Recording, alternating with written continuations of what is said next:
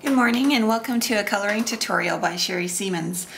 This morning actually we're working with a brand new paper. It's from our Australian counterpart. It's by Express and it's their new blending cardstock and it is fabulous. I've just had it for a few days. I got it in the mail.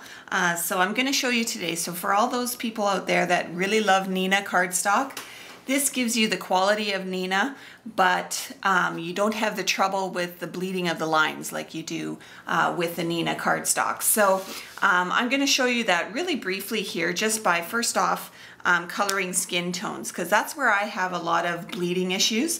So I've got my E50 sketch marker here, and I'm just laying down my base coat.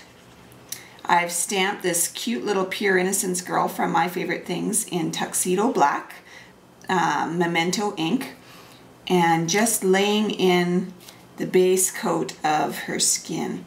It's, if you feel the paper, it has very little tooth, so it will be a good stamping cardstock. So if you have detailed images and that, it will show quite clearly, I'm sure, because it has a little bit of a slick surface, almost like the Prism does, but a little softer than the Prism. So that's my E50, that's my base.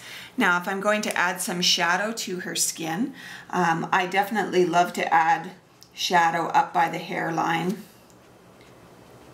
And I'm going to pretend the sun's over in my left hand corner. So this side of her face definitely shadowed, and under her chin, bottom part of her hand, inside of her arm. And on her legs, I definitely like to leave like a solid line for where her skirt is laying a shadow. So that shadow line I won't blend because it's a hard line. But these ones down here on her feet, I will blend out. Okay, back to my E50 marker. Now here's where I have trouble with Neenah. When I'm still, my E21's still a little bit damp and I'm going back in with my E50 and soaking it again, usually that's where I have trouble with my lines starting, my black lines of my stamped image starting to move and feather. And I haven't had any of that trouble with this cardstock, so I'm quite excited about that. Just make sure you have a piece of scrap paper that's clean underneath.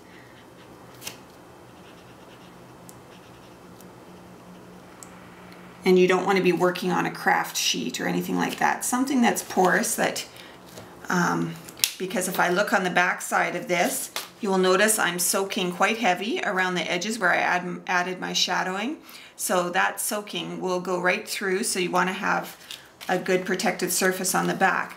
Now if I'm going to add a bit of cheeks, then I'm going to use R11, just because my R20 went dry and I don't have the refill for that, so I got to get that. But I'm going to add a little bit of R11 in here in her cheeks. Just adds just enough pink, and I will blend it out with my E50.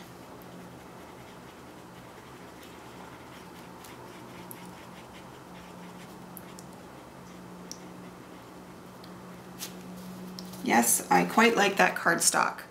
So that gives you just a little bit of an idea of what this new cardstock is like. I'm going to continue in the next segment and color her dress. So I'm going to have a few segments of videos posted on my blog today, just because I don't want them to get too long for YouTube.